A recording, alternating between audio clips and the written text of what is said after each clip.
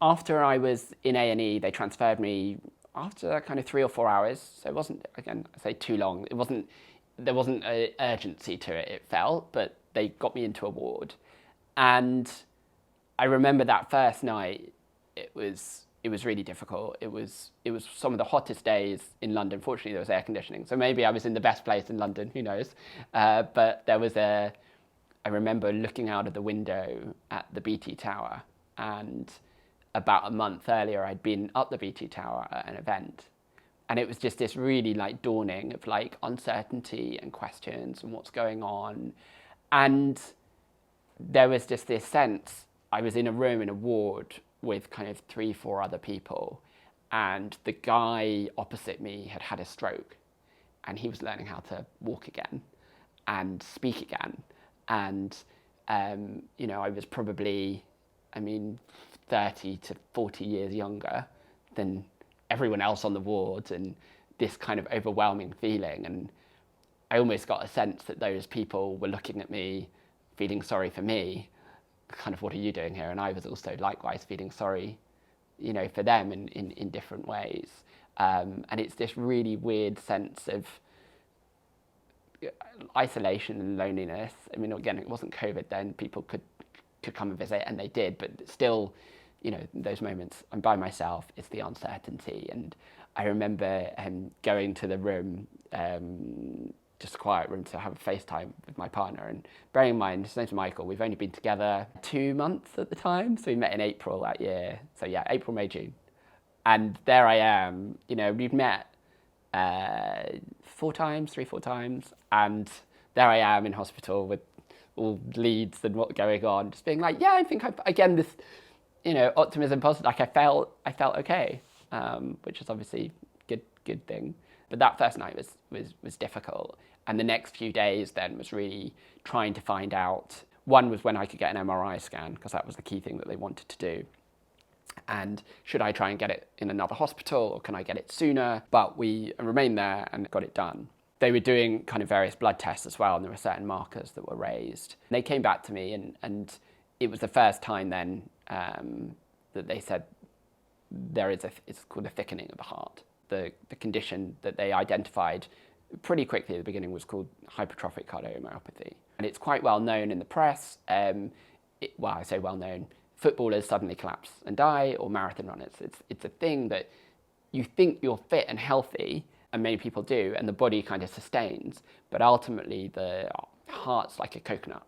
So when it pumps, it can't pump significantly enough, whereas normally it should be more like a banana skin and more flexible. That was the first time that was kind of shared with me, and that in terms of the extent of it, the MRI was very clear.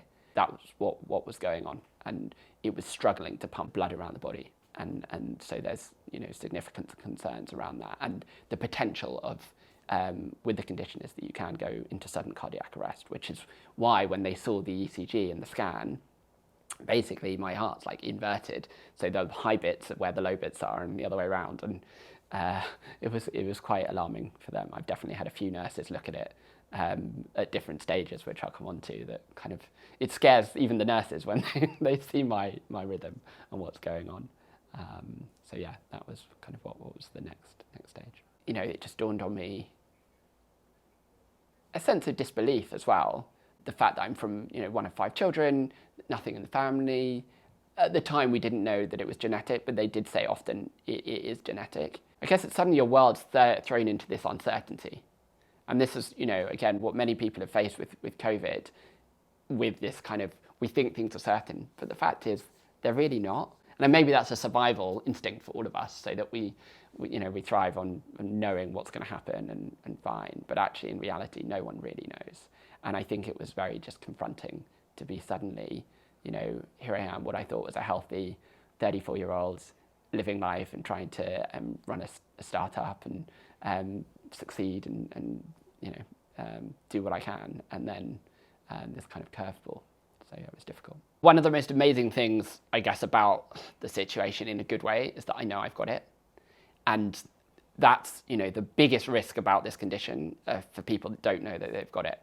And that's when they suddenly have cardiac arrest and can die very suddenly. And so I was so grateful, you know, to the NHS, to, if you just think the doctor, the simple test she did with the blood pressure to refer me to the hospital to have the ECG and for them to discover that, you know, in that moment.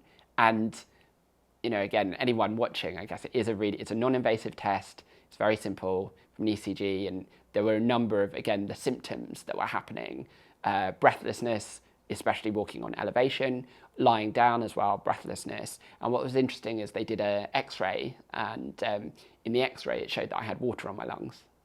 And the water on the lungs happens because when the heart pumps, it can't pump strong enough. So imagine you're sucking out of a straw, but the strength to suck isn't strong enough. So then the water goes back down, or the liquid goes back down.